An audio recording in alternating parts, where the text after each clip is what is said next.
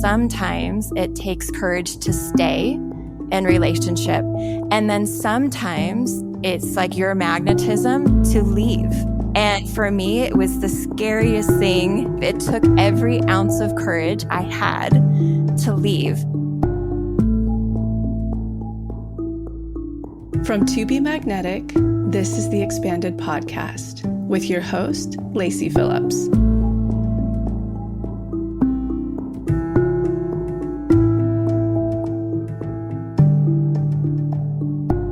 As the leading destination for neural manifestation, we dispel the woo-woo in order to help you create real, tangible results based on neuroplasticity, psychology, epigenetics, and energetics. Our goal is to normalize the practice of manifestation and empower you to get into the driver's seat of your life in order to manifest the experiences, relationships, and things that most align with your authenticity. Part of our manifestation process entails expanding past your limiting subconscious beliefs. Therefore, by tuning into this podcast with interviews from experts, thought leaders, spiritual teachers, scientists, and those with neural manifestation success stories, you're starting the process of expanding your subconscious in order to see to believe that anything you desire is possible. And by pressing play, the process begins.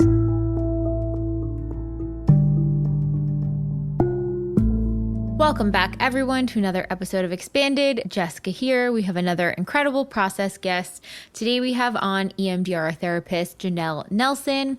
Janelle's story is so inspiring. Amanda, one of our TBM coaches, actually highly recommended her for a process episode because she was so moved by seeing Janelle's transformation. Janelle has really stepped into the word empower and understood what it means to empower herself to not feel small in situations where she would have people pleased or not put her needs first. And Janelle's story really starts when she jumped off the first cliff and decided to leave a marriage that was no longer working. She stuck up for herself, understood her needs, and put herself first, and was able to remove herself from the relationship, even though it was extremely hard. Then Janelle was faced with more challenges in which she would need to stick up for herself as well, and master them with such grace and ease. It's really powerful hearing all the synchronicities also that led along the way and how she was able to show up for her child during this time as well. Before we jump into the episode, I did an Ask Me Anything on my Instagram this week, and one of the questions I was getting was a lot of people feeling perhaps stuck in the magic dark, not really knowing where their manifestation is. They've been calling in the work and doing the work religiously, unblocking and passing tests, and they're not sure where their manifestation is. And so one tip that I gave on Instagram is to really appreciate the now, the time you have now, and the joy that you are feeling in this moment. I think a lot of times we think we have to get the manifestation and then we can feel joy. And although our manifestations can bring us joy, what really is going to bring us joy is appreciating all the things we have along the journey, and then we can surrender to the timeline of the manifestation. And then I wanted to share this one member's manifestation story because I think how she navigated through that sort of lull period will really help inspire you guys. So this member lives in Cape Town, South Africa. She grew up with parents who had major financial hardships, trauma with a capital T on both sides. She writes, I've been unemployed for the most part for the last 2 years. In the last 5 months or so, literally nothing was coming through. Based on my trauma, I am a specific manifester and a control freak of note. Also a recovering perfectionist. I used the Q&A service because I couldn't understand why nothing was coming through. This person says they did all of the workshops multiple times and was going through the work either every day or 5 days a week. So she used the Q&A service, and Amanda, our TBM coach, replied. And this person writes, her advice is what I attribute to the bridge job coming through so fast after asking this question. In her reply, she gave me permission for the job that I was calling in to maybe not be everything I wanted, but something to get me money while I needed to continue to unblock. I was trying so hard to process perfectly that I pretty much shut down every work opportunity out of fear that I would be failing a test. Having her say that felt really good in my body and truly helped me release control. The next week, I set out to email any company that seemed remotely interesting to me. After passing a shiny carrot test, I ended up having 3 interviews within a week and kismetly met my now bridge job boss through the Pathway Mighty Networks group. This bridge job is everything I wrote on my dream job list. I honestly couldn't believe I got something that lit me up so much. I've had major roadblocks around work being soul destroying and unenjoyable, and blocks around me being a creative. This job is so fun, and I never thought I would find something that I enjoy. You know, so many people have also said that they're working through career blocks, financial blocks, or a bit of shadow blocks. I think one place where we get stuck is this idea that we have to pass every single test. We can't take a bridge. We can't give us grace to learn the lessons along the process. And so if you're getting stuck and you're doing all the work, you're unblocking, you're expanding, you're passing tests, where are you maybe self-sabotaging? Where are you blocking yourself because you're trying to control instead of being open to being led to what you desire? This person allowed herself to be open to a bridge job, which checked off every single thing on her dream job list. So where are you really trying to control the situation instead of allowing the situation to guide you to something that may be aligned with you or even better than you imagined? On that note, for anyone who is unable to attend our in-person teaching on the missing piece, Lacey and I are doing a digital class that is launching next Tuesday. You can buy it online and tune in live, or you can watch the recording after. And it also comes with journal prompts and a new DI. And the whole concept behind this class and this teaching is to walk you through the missing piece, to understand in a really clear way, are you being blocked by not having enough expansion? Do you have an unblocking piece that's something your subconscious is projecting out and self-sabotaging or pushing away? Or are you not in aligned action? You're not following your pings to apply or connect with those people. You're not passing tests. You're not taking action in the real world. And so after this class, you will be able to deduce down what your missing piece is and move forward in your manifestation process. This will be a teaching separate from the pathway, although stay tuned because we are working on some really cool stuff to launch in the pathway in the coming months. But if you feel like you are having that sort of, why is it not coming through? I feel like I'm doing everything. After you go through this digital teaching, you will be able to nail on the head exactly what your missing piece is. So we'll have links to that in the show notes in case you are interested in purchasing. And now on to the episode.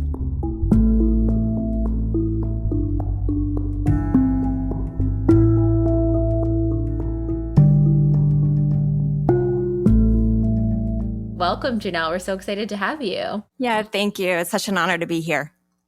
So you've worked with Amanda, correct? One of our Yes. TBM coaches. She actually was really hyping your story up and was like, it's so expansive. We have to get her on the podcast. Like, it's so powerful, you know, for all of the moms out there, for people who are looking for empowerment, which we had just talked about too. It's such a story of really finding your voice and your power. I'm so excited to dive in. So we always kick off with your astrology profile. So do you know your sun, moon, and rising? Yes, I do. So I am a Sagittarius sun, a Libra moon, and a Leo rising. Oh, okay. Yeah. Love that. So how do you feel like they all play off of each other? Well, for the Sagittarius sun, I'm the classic stereotype archetype of optimistic truth seeker that loves to travel. So I am that. And truly, the truth-seeking part is honestly what makes me tick. What drives me the most for myself and my clients is being in myself in my highest alignment and helping other people to find their highest truth and alignment. So I feel really congruent in my Sagittarius sun that way. My Libra moon, my love for partnership and balance and aesthetic. And I joke that I'm, astrologically codependent. But what's interesting about the Leo rising, so honestly, that's probably the one that I'm going to joke that I'm most dysfunctional in, and that I am a sensitive, introverted person that at a party is in a deep conversation with someone in the corner. And I do have a fear around being seen. What's interesting too is I'm a North Node in Leo. So it's really the area that I'm, supposed to blossom in. Yeah. Exactly. So we are real time working through that right now. So if your North Node's in Leo, then your South Node's in Aquarius, right? Yes. Yeah, exactly. Okay. That makes so much sense. I have the inverse. Oh, really? Okay. Yeah. Okay. So I think like in a past life, perhaps I was more public facing, and it's like I learned that lesson. And so now it's like, okay, what's like, how do I bring the collective and that sort of thing into this next chapter? Interesting. And so that makes sense from your end, especially saying, you love helping people integrate and being an EMDR therapist and all of that work. You've mastered the Aquarius, like you've channeled that into this lifetime. You're so good at it. And now it's like, okay, and how can you take that and then add the Leo to it as well to be seen?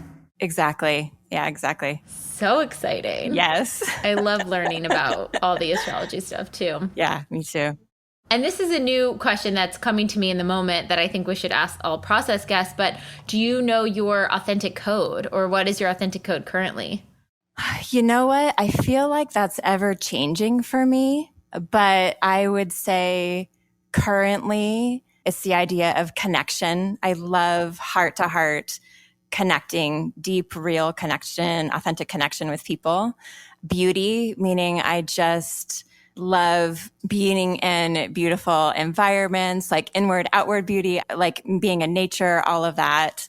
Spirituality is one. That's probably just like a core staple that has been in me and driven me my whole life. And I'm not sure what my fourth would be at the moment, but those are the three that most resonate. Yeah, it's so interesting. Like, I will preface for the listeners, usually we do our recordings not seeing each other. And Janelle was like, what if we see each other to have connection, which is one of your authentic code, and to really connect on this. So while I'm post pajama outfit right now, we are connecting. Yeah. But it was funny, as you were saying your authentic codes, I could see your face light up. Like I could see the joy. I could see the happiness in it. So it's like, that's that, as Lacey always says, it's like hitting musical notes. Like that's the musical note with authentic code. Like you should even hear of the term and feel that, yes, that feels right for me. So it's so beautiful to see that. Yeah, thank you. Yeah. And then what is your cultural background and upbringing? So I grew up in North County, San Diego, in a little beach town called Encinitas. It's actually a big beach town now. And what's interesting is, so I'm a Southern California girl. I'm Swedish and Czechoslovakian, but I'm a Southern California girl.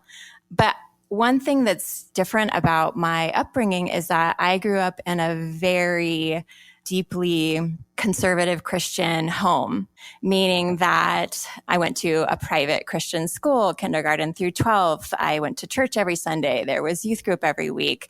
All my extracurricular activities were related around Christianity. And my siblings and I joke that if there was such a thing as Christian cereal, I swear my parents would have bought it and that's what we would have had for breakfast.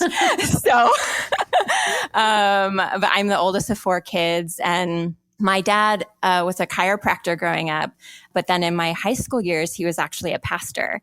So just very deeply in Christian culture was my upbringing. So how did that kind of expand? Do you still practice? Like, how did you move out of it? And what sort of belief system did that implant in you at that time that you maybe had to work through now later in life? Well, I will say that I did get a lot of good. I got a lot of good stability and some beautiful values. And I am at a point where I'm very grateful for a lot that I got. But certainly probably starting in my early 20s, I was like, hold up, this actually doesn't feel loving. This actually doesn't feel very Christian. And I started kind of going, this doesn't feel right for me. And so it was a very, very slow process of kind of coming into my spirituality now. And actually the TBM process, it only almost like solidified and deepened my connection with God and source. I'm no longer in the religion, but I feel so spiritually alive and I feel so spiritually connected. And what's kind of fun is that now, like when a manifestation comes through, actually this felt from the beginning, it felt like God was saying, or the universe was saying, it was like a wink and a smile and hey, I see you. I love you. Keep going. But my spirituality and connection to the source and divine is truly like what lights me up and is everything to me. How did you, and I know a lot of people have written in our community too, but basically they're having difficulty going from sort of whatever their religious upbringing was to their own connection to what they have now, like separating the idea of the term of God or the term of universe or, creating their own path. They almost want to reject it for a long time in order to come back to it. How are you able to bridge over between the two or kind of like reconcile that difference between them? I mean, we're talking about like a 20-year journey. I'm 41 now. So this is like probably starting in my early 20s. This is a 20-year process of times where I was mad. And in order to kind of come back to the middle, I think you have to go through that. Wherever you're at in your process, I want to tell them like, it's okay. It's okay to be wherever you're at and to embrace it. And in order to land where the place that feels so good and right, you kind of have to just go through it. Yeah. Mm-hmm. I definitely did and feel now in such a beautiful, it's almost like this beautiful acceptance of the mystery of it all. And like, it's so okay to not know. And I think our ego wants to make things right and wrong. And it's this way or that way. And it's scary to let go of what's right and wrong. And then it feels amazing to go, yeah, I don't know. Like I don't have all the answers and that's totally okay. It's so sweet, to arrive and have that feel really good. I think that's almost so similar to the therapeutic process or personal development process, TBM process. It's like in the beginning, you start looking at all the rules that you thought were non-negotiable. You look at like how your life was set up, your blueprint, what you learned from your parents, those subliminal messages you took in that now are the way that you look at the world. And you're like, oh, I don't agree with any of those things. What's going on here?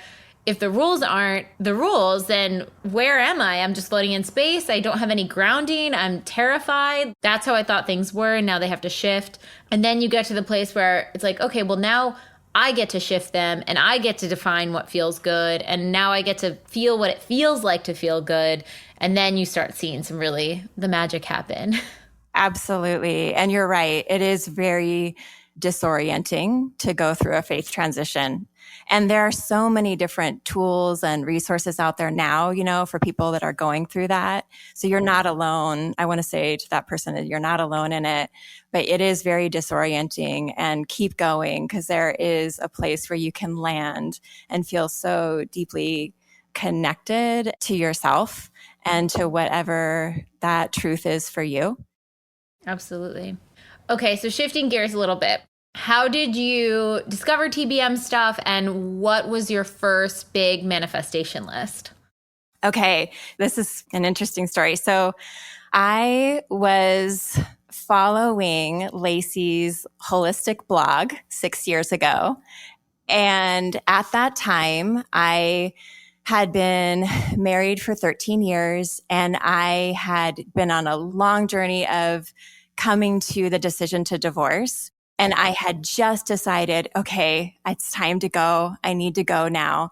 My little boy was 5 years old at the time. And I was feeling really, really, really vulnerable about being alone in the world as a single mom because I had been married from age 22 to 35. So I'd never been on my own. And so I'm reading, I'd followed Lacey's blog forever. And then one day I see this post and so I do this thing, manifestation, and she kind of explained a little bit. And it was like $65 for a session with her. Oh my gosh, what a steal. I know, exactly, right? And what was so interesting, I had been an EMDR therapist for 5 years at that point. And as she's doing these blog posts, I was like, this is so interesting because this is so aligned with everything that I had been doing. And so it was really the psychology that was just like really turned me on to it. So I reached out to Lacey, and she was such a gift because I was truly like the most vulnerable time, and really kind of helped lead me through, really honestly creating a life for my own. So it was such a gift. That timing of meeting her was such a gift. But my first big manifestation was finding my own place to live. Wow. And like I said, I love beauty. So being in a beautiful home is so important for me as a sensitive person. So I was like, I don't want to live in an ugly apartment. I just can't do it. Like, I just can't. And so my list that I made was I wanted something really quaint and cute, a little townhome, 2-bedroom, 2-bath. I really wanted white beam wood ceilings. I really wanted a brand new white kitchen. And I really, really wanted there to be some element of nature. So what was wild that came through was exactly that. White wood beam ceilings, a brand new white kitchen, 3 minutes from my new manifested office space. But what was wild was it was literally overlooking like lagoon, which overlooked the ocean. It was $1 million view. Wow. It was incredible. And I called it my magical healing bubble. And I lived there for a year, and it was so healing. At a time where I was very inward and focusing on healing and my son and what the next steps in my life were, and really starting my private practice. But that was when I was just like, okay, there is something to this because this is wild. Oh my gosh. I want to go back just for people who are maybe navigating divorce or separation in any way. Do you have any insights or tips of how you navigated that process? I almost want to ask, like, how far back from when you had the moment of like, okay, it's time to leave, how far before that did you maybe have a ping that you weren't listening to or wasn't aligning? And how did you know, is this something that we can work through together, or do I need to cut and run? And as someone, a lot of people, especially if they lean avoidant, they might be, or anxious actually, either way, they're kind of like, is this my patterning? Do I cut and run? And should I try to stick it out? Or if they're anxious, they're like, oh, it's okay. We can work through it. There's all this justification. How did you know this isn't right for me and for us anymore? So what I will say is, like, first of all, every divorce is so incredibly different, and every marriage is so incredibly different. And truthfully, for me, if you say, okay, when did you know? I'm like, I knew before I married him. And I was so young, and my trusting my gut or knowing myself was so new. And so, when I was in the marriage, coming from that Christian community, actually my ex-husband was a pastor as well for the first little bit of so I was a pastor's wife at one point, but I was just like, this is it. It wasn't an option to divorce. So it was just like, I now have to reconcile all these things that are within the relationship. And truthfully, I was deeply codependent in that relationship. And there was a point where, if I'm honest, I was carrying a martyr badge. I was like, this is what it is, and I'm sticking in it. And I was very much in a martyr space. But in my story, so I had my little boy at 30, and I was just like, this is what it is. We're making the best of it. When my little guy was 2, we were in the playroom, and being a mom in those first early years, I was so happy. You fall in love with this baby and you're so happy. And he comes up to me and he puts his hands on my face and he goes, is mommy sad? Is mommy sad? Mommy's sad. And I was like, okay, no. Okay, no. This is not okay. This is not okay. Because I basically had been locked into this marriage that was violating so many boundaries and was abusive in its own ways.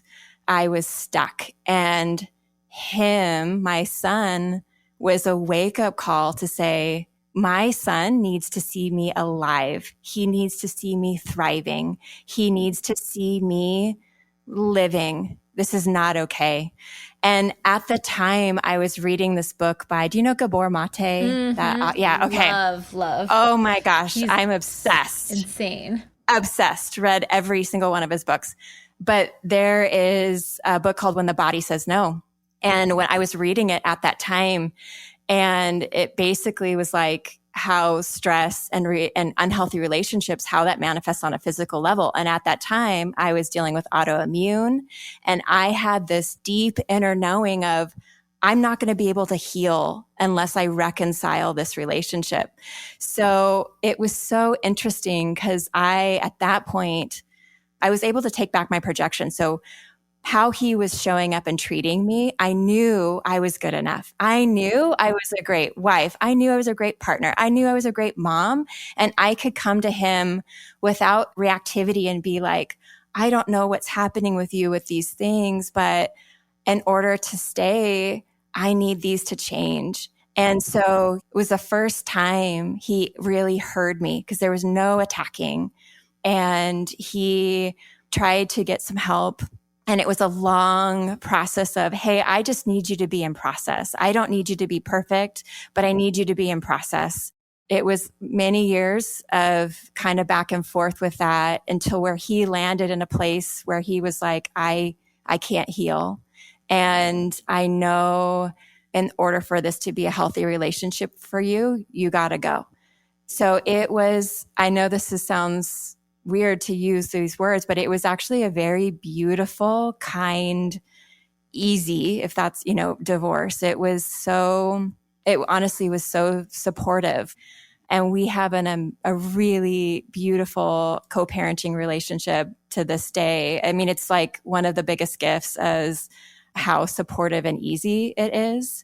So that's my story of divorce. But, being a therapist, I'm like, everybody's, there's so many, you can't really compare one story with the next. And what I do tell people is that sometimes it takes courage to stay in relationship, and their magnetism would be staying and doing the work. And if they were to leave, they would just find a similar partner. Exactly.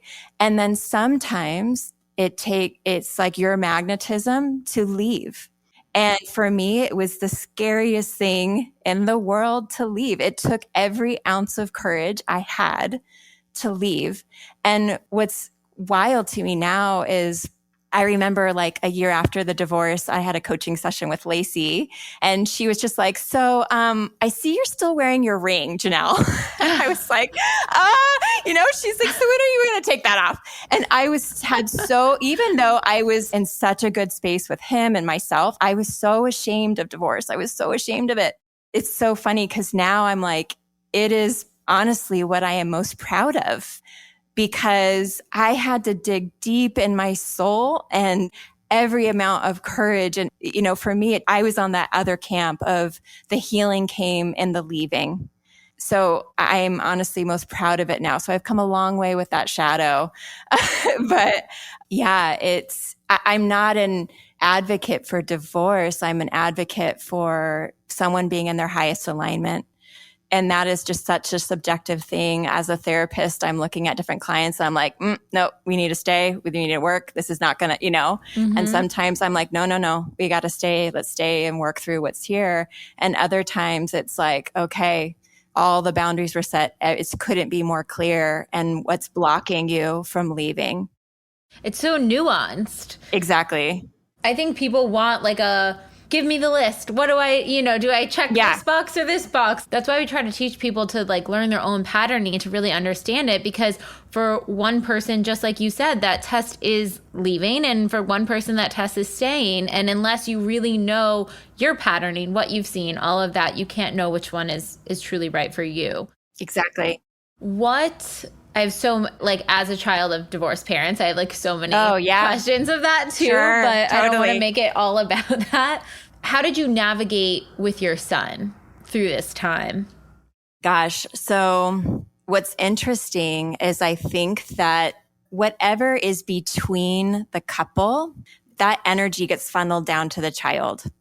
And sometimes it's like, even in a marriage, like it doesn't matter if you're married or if you're co-parenting, what is the relationship and what's the energy between the two of you then that gets funneled down to the child. There's co-parenting counseling, there's ways, and then obviously there's sometimes where there's situations that are so, and I feel for those women that are married to people that are just unwilling.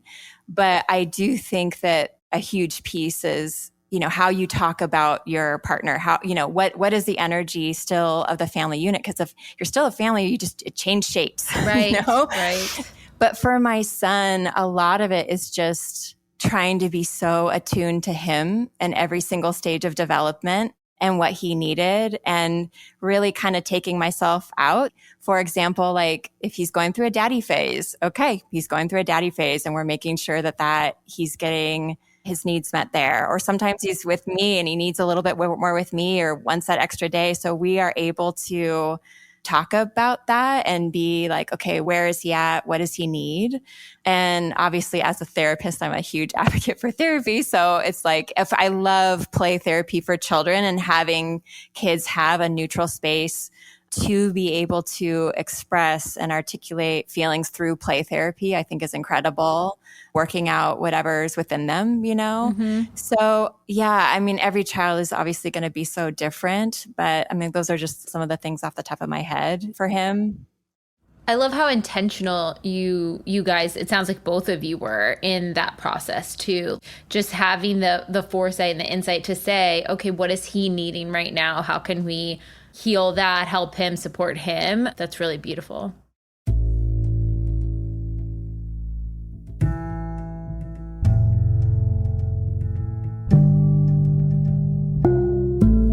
So I'm quickly interrupting this episode to invite you, if you're ready to start your manifestation journey, or if anything you've heard in our manifestation episodes has piqued your interest to begin.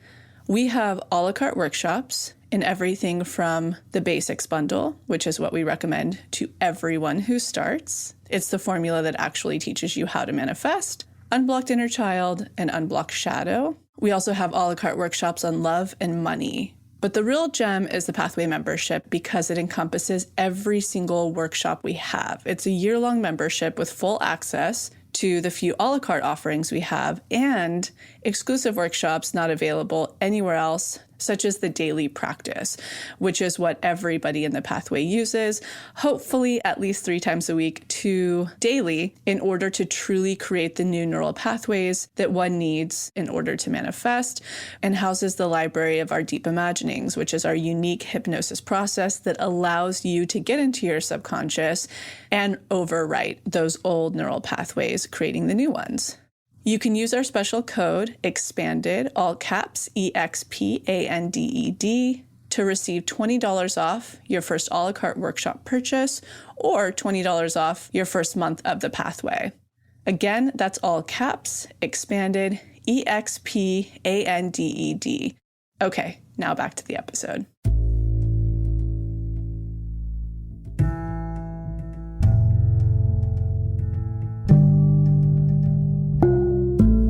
Okay, so back to your manifestation, continuing your empowerment story.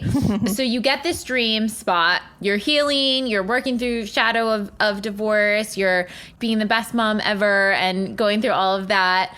And then what was next on that story? And what was next in the manifestation process? Yeah, so after that little magical townhouse, I wanted a yard. I specifically wanted a yard for August, and he's an active little boy. So that's my son's name's August. But he's an active little guy. And so I then wanted to manifest my second place. And at this place, I was like, I wanted it to be long-term, a place where we really could plant roots and have some stability. And so came along this like perfect little manifested beach house. Again, it was 3 minutes away from my office. It had trees and was beautiful and private. And we had all these neighbors, neighbor friends, and I just loved it. So actually, this is a story. I'm going to start into a story of really like one of the biggest rock bottoms of my life is really, I'm going to share this story. Those are always very helpful. Yes. That was the second pretty big manifestation, was this home.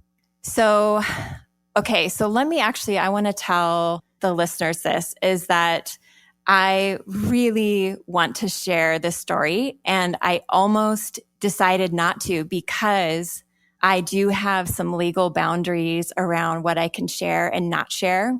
And I wrestled with it because I want to be able to share everything. But then I thought, no, I wish I had heard my story 3 years ago.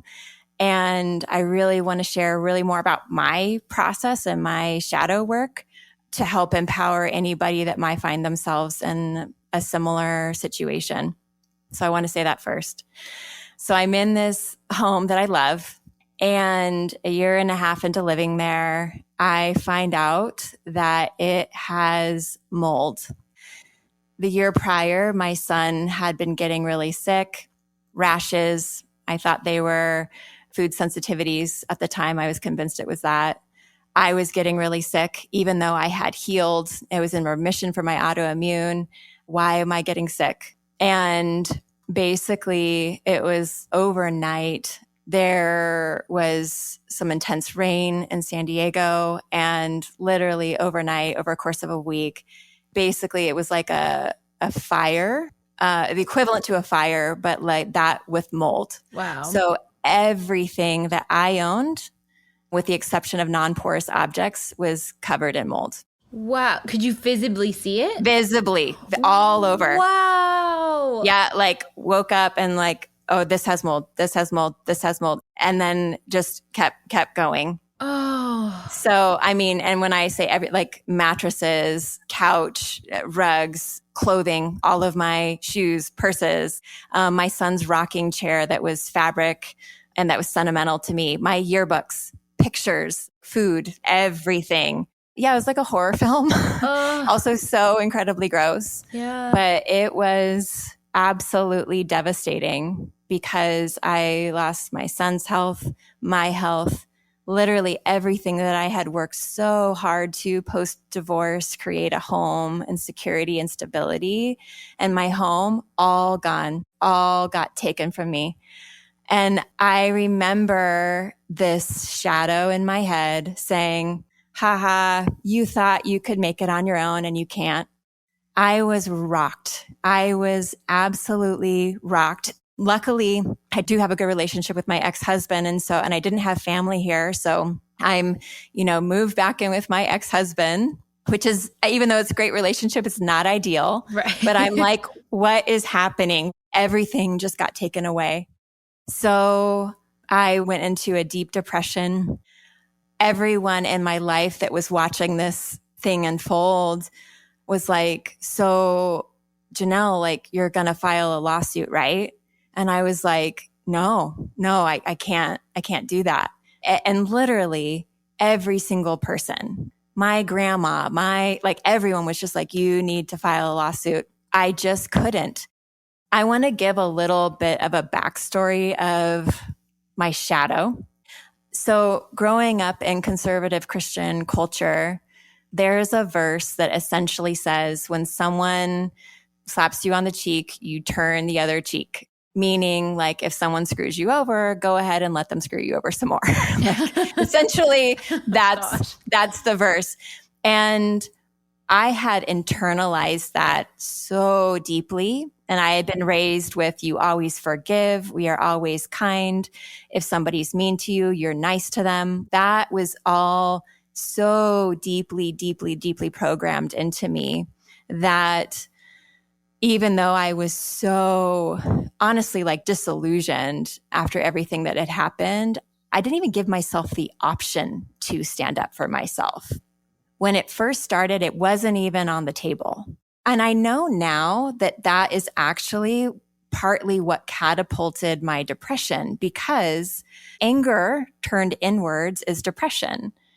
And in order to have a healthy nervous system, we need to be able to go into rest and digest. And we also need to be able to go into, if a tiger's running after us, we need to run, And that part of my psyche and soul was not activated. I didn't even have permission to be in that realm of standing up for myself. So I had just gone into a major depression after all that happened. Even though I had all the TBM work and I was doing it, it was a long, messy road internally for me to get to a place where I was okay to stand up for myself. It took a long time. It took a really long time for me. So what did that look like on your end? Like, were there certain DIs you were going to? What specifically did you need to reprogram? What did you need to reinforce? What did that sort of method look like? Yeah. So a lot of it was reprogramming that, just the religious piece, that I could be a good person and even more a spiritual person and still stand up for myself. So it was a lot of either me and my highest self, or my magnetic parents going to my inner child and saying, Janelle, you can stand up for yourself. That person hurt you. You can stand up for yourself. Go say something. So it was a lot of that. And it was also going back into different memories of, I didn't have a lot of bullying, but there was a few incidents of bullying in my life where going back to those and showing up in an empowered state.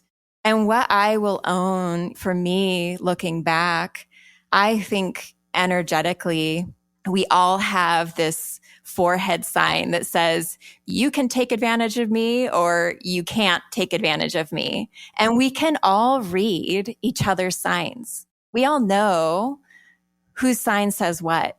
And looking back, I'm like, oh yeah, my forehead sign was like, you can take advantage of me. That's where I was at that time in my life.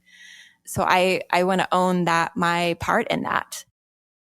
That's so powerful to just know, like, you think of all the people pleasers of the world too, you know, it's like when you are saying this person's needs or their comfort is more important than my well-being, that's you can take advantage of me. Like, they are aware that that's happening, and it's not always malicious intent on either end, but it's this unspoken energy between two people where you really can feel what they're putting out there, what they're reflecting back into the world, which is their own sense of self-worth within them to, like, okay, as you're reprogramming, I'm worth standing up for myself, that shifts. Exactly.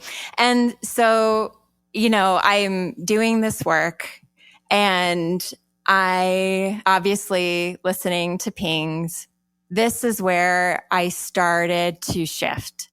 I was invited to one of my dear friend's birthday parties, and it was a small, intimate group, maybe like 5 women. And she had hired a shaman to come to the party, who was lovely. And that shaman did a spirit animal kind of drumming meditation with us. It takes you basically deep into this meditative state. And it's, she basically says the spirit animal will choose you and you'll know and all that thing. So I'm deep into this meditative state and my mind brings me to deep into this forest. Basically, this huge, huge grizzly bear comes forward. And this grizzly bear is like up on its legs and angry. And I'm like, okay, this is interesting. And I see behind the grizzly bear is this little baby bear. And I was like, oh my gosh, this is a mama bear. This is a mama bear. I start crying because I was like, okay, spirit, I know exactly what this is, because I had been wrestling in my heart. Do I do this? Do I not do this for months? And then this mama bear comes through and it was just kind of like, okay. After the party, I go pick up August and we're going to go say goodbye to the house. I'm at the house. I just had this mama bear experience. I'm pretty tender and emotional saying goodbye to this house that I thought I'd be in forever. And August is kind of playing on the grass. So it's time to go. And I go, okay, bud, it's time to go. And he pops up and he goes, okay, mama bear. Oh. And I was like, what did you just call me? And he goes, Mama Bear. And I go, why did you call me Mama Bear? And he goes, because you're my Mama Bear. I'm going to cry. I was like, what on earth is happening? And I was like, you're right, buddy. I am your Mama Bear. Like, I will be your Mama Bear. And that was actually the first kind of like, okay, this isn't just about me. That shifted. That started the shift. Well, what's so powerful is like, you have this ability to tap into this sort of connection to spirit, to universe, whatever you want to call it at all times. And it's so miraculous and humbling when it works in these very delicate but powerful ways. You know, I believe that children have the ability to see almost beyond at such a young age. They're so tapped into the spiritual world. And for him to have seen that in you when you need, it was almost like spirit was your vision holder. It was showing you, this is who you already are, and this is the role you need to step into. And if the shaman experience wasn't sealing the deal, it was like, okay, we're going to use the help of your son to remind you. If it wasn't clear before, we're really going to push it home so you know. Yeah, absolutely. And it's so funny because he called me that for about a year afterwards. That was his little nickname for me. And he had no clue. Yeah. Yeah. Oh my gosh. So at that point, did you feel empowered to move forward and say, okay, we need to have some sort of energetic exchange of like, this happened and it was horrible and I am worth requesting what I need back from it? It's what cracked me open. I'd love to say at that moment, I was like, yeah, let's go, like I'm ready. And it cracked me open to start seeing it differently. And it was a lot of like reconciling, and to me, I mean, I look back and I feel like this is so silly, but at the time it felt really black and white. Either you were a person that was kind and sweet and forgiving, or you were somebody that was just a bitch and vindictive and always just picking a fight everywhere you go. It was just like, there's no middle ground to say, actually, I am a very kind and empathetic person, and forgiving. And also you can absolutely stand up for yourself. It was like I had to be one or the other. And so I had to get to a point of like, no, I can be and am a deeply spiritual person. And I can absolutely stand up for myself if I need to. So it took a while to get there. I actually should mention this. A part of my healing and this whole thing was a manifested trip to Peru. I had always wanted to go to Peru, Machu Picchu. This was when I was really in my depression, powerlessness phase, those months. I remember thinking sometimes self-care is a walk on the beach, sometimes self-care is a massage, and sometimes self-care is a 10-day trip to Peru. Like there's a wide, and this situation called for the big guns. Like I needed something big. And that was actually a really kismet thing. I was in a women's circle at the time, really in that low place. I had a friend that, is a yoga teacher and leads these trips to Bali. And I was like, hey, Jen, do you know of anybody, that you're in this kind of world of people that lead these trips? Do you know anybody that leads any trips to Peru? I've always wanted to go to Peru. And she goes, yes, Jesse, and immediately connects us through text. And the next day I talked to him and it was like the most perfect experience. He is a life coach and author and just wonderful human being. And his energy felt so perfect. And he basically leads people on this very much like seeing Peru, but very much also the inward journey too. So I signed up for this trip, with total strangers.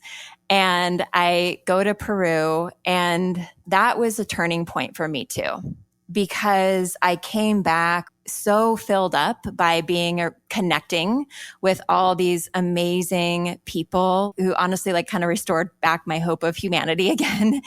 And I had a moment in Peru to say, okay, God, if you'd have me do this, I will. I'll be open to doing this now.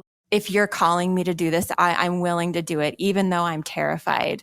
And I kind of just surrendered it. I was kind of like, all right, I can do this if you're asking this of me. And I remember also having the awareness, I think because of doing this work that, okay, this is a pattern for me where there's times in my past where I've been taken advantage of or hurt and I stayed small. That's always been my pattern. And I had this, if I'm honest, truly motivated by a little fear of like, this is going to keep happening if you don't learn how to stand up for yourself. It was this moment of like, I have to learn how to not stay small and I have to learn how to use my voice. And that came very clear to me when I was in Peru. So I get back and then I was like, okay, I'm going to call one lawyer, just one. And it was like a mold attorney that specialized in mold. And it was so funny because I called and like the front desk lady, before even hearing any of my story or case or anything, she was like, so just so you know, it was like, he only takes maybe 15% of cases, kind of like, you're not going to, don't get your expectations. Don't get your hopes high. up. And I was like, that's no problem because I'm already terrified. So that's totally fine. So I like called, I let it go. I didn't hear back for a while. And then I get a call and I was like, oh shoot, and they said that we want you to come in and we want to talk to you. And I remember going, okay, I said I'd be willing to do this and I'm willing to do this. So I remember going in and going like, this is a big, scary building. And I just was so terrified. And so I go in and they say, okay, yep, we would love to represent you. This is kind of like almost like this is an easy case. Like this is a no-brainer. We'd love to take your case. Then I go home. I mean, just to show you the level of resistance I had of how deep the shadow was, I then sat on it for like 6 weeks. Oh my God. And then we're to the point where they call me back. They're like, so are you going to do this or not? And I was just like, oh my gosh, okay. And it was just kind of like, the difference of the different types of fear, right? There's the type of fear that if you and I were going to run across the freeway, we should be scared. We don't want to do that. And then the type of fear that is like, okay, this is fear because this is new and this is out of my comfort zone and this is going to stretch me and I'm uncomfortable, but this is the good kind. And I had to remind myself through that the whole process of no. This is the kind of fear I want. This is the kind of fear where I have to learn how to metabolize in order to step into my highest self, in order to step into my voice, in order to step into empowerment. I have to learn how to metabolize this fear and keep moving. And so I did. It's so wild because it changed me as a person in the best way. What I manifested was my voice. I manifested empowerment. I manifested almost like a lack of fear of being a single mom in the world. I think before I always felt so vulnerable, and coming out of that was this like, no, almost a sense of like, I can handle it. I'm enough. My own voice, I'm enough to stand up for myself. I don't need anybody else. I can do it for myself. It was a brutal and beautiful process, brutal in the way of like really metabolizing that fear. But it was this beautiful process of me coming into my voice and coming into empowerment. And first walking into that first big scary building to the day I walked out, I swear we're two different people. Wow. And I remember even a friend that didn't see me for a year and saw me after the lawsuit was over was like, did you grow like 3 or 4? Like you look taller, And I was like, I think I am, like energetically I am taller. It's so powerful because that is like that key turn moment of walking through that fear that I am actually safe, even though my body and my system is telling me I'm not. And I can withstand the feeling of fear long enough to tell my body that I'm safe.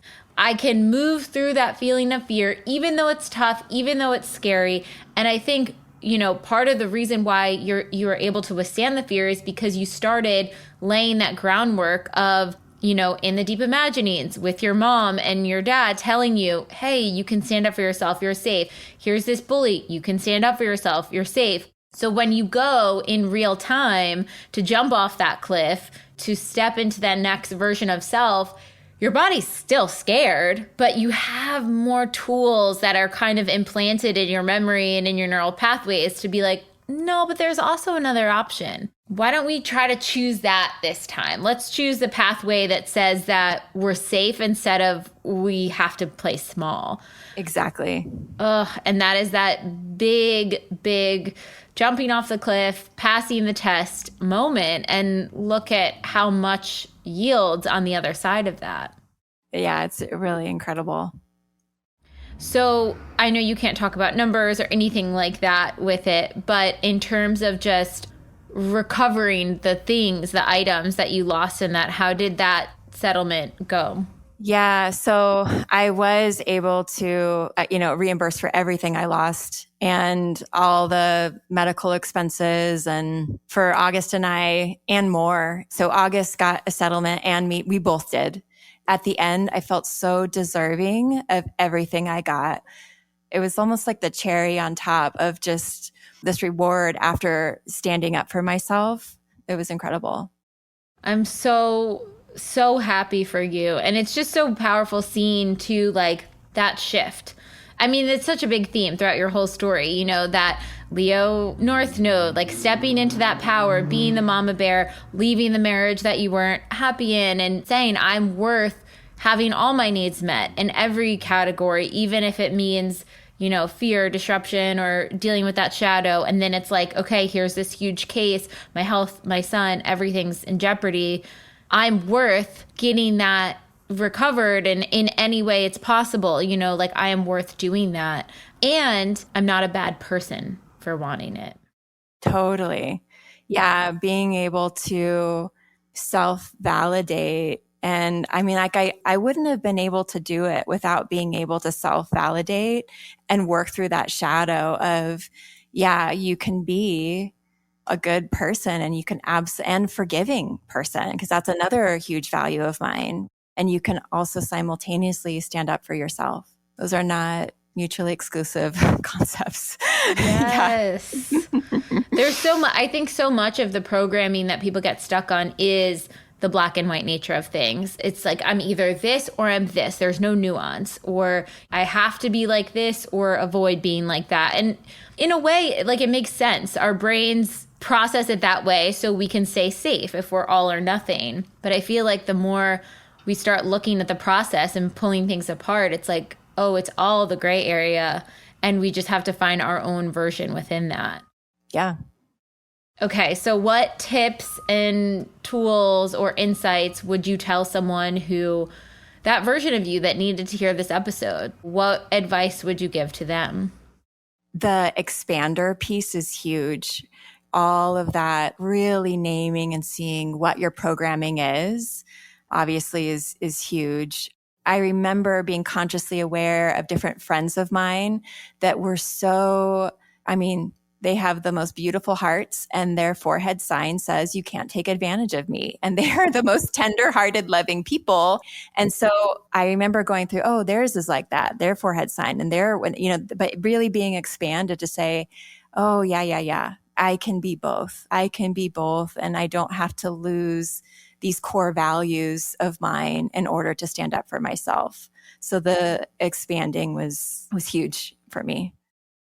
Were you kind of just witnessing and like looking for that in the world? Did you have to write a list of what you wanted out of an expander? Or did you feel like you sort of set the intention of, I need to find people like this, and they sort of presented? This was post Peru, and I was just around all these empowered people on that trip. And they were kind and warm and open-hearted, beautiful souls. And I just remember thinking, oh, this is interesting, because they have a backbone, and they are warm. And I felt both. And so I think I just kind of slowly started putting it together of, no, this is what I can step into and be. And then as I was conscious of it, then yes, more people. And then I was able to go, oh, them and them and them and them and them. You know, all these people that I most admire are that person. And my old self died, and my new self came to be, where it's like, it was this total shedding and stepping into my new version of self, for sure. It's interesting too that you said you started to really notice on that Peru trip, because the Peru trip was a ping. The Peru trip was like I feel really called here. This is the type of healing I need. And so, I mean, you have all of the steps of the process. You have following the pings to get your expanders, following the pings to figure out what blocks you need to work through and what shadows and beliefs that you need to move past, jumping off that cliff, taking tests in real time. And the combination of all of that is what yields to the other side. Absolutely. So exciting. Oh my gosh. This is such a powerful story, such a powerful episode. Thank you so much, Janelle. This has been just, I've teared up, I've laughed. I mean, it's been amazing. Oh, thank you. Thank you so much. Honestly, it's a really true honor to be here. And it's almost like a full circle moment for me. So I am so grateful. Amazing. Thank you so much. Yeah, thank you. Thank you so much for tuning into the episode, and I hope you enjoyed it as much as I did, we did. And in case you're not totally ready to join the pathway yet, I wanted to share a few of our free offerings that I'll often suggest to people as a little bit of a blueprint to get them started on their manifestation journey. The first place I like to direct people completely for free is the motivation. You can see it linked below or on our homepage as our testimony library. And it's categorized by different subjects, whether you're calling in career, money, love, wellness, and much more. When you're reading about a member's experience of what they manifested, you're actually seeing to believe and showing your subconscious that that very thing is possible for you. The second place I like to direct people is to the free clarity exercise, which is also linked below. In it, you get to try our own unique hypnosis process, learn about the science, and some journaling prompts. And the best part about this, you'll get a tiny taste of what it's like to go into your hypnotic state, bring your subconscious forward, and create new neural pathways while receiving clarity. And the third thing, if you haven't listened to it on this podcast yet, please go back to the episode titled Manifestation 101, where you'll learn the basics of neural manifestation to truly understand this process.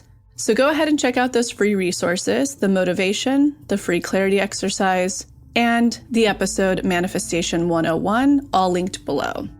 And in an effort to make sure to have representation in this process series, go ahead and submit any process testimonials you have, especially to our LGBTQ+ community, our BIPOC, as well as the Ys, which is anyone in the community who is 45 and over. All right, we'll be back next week.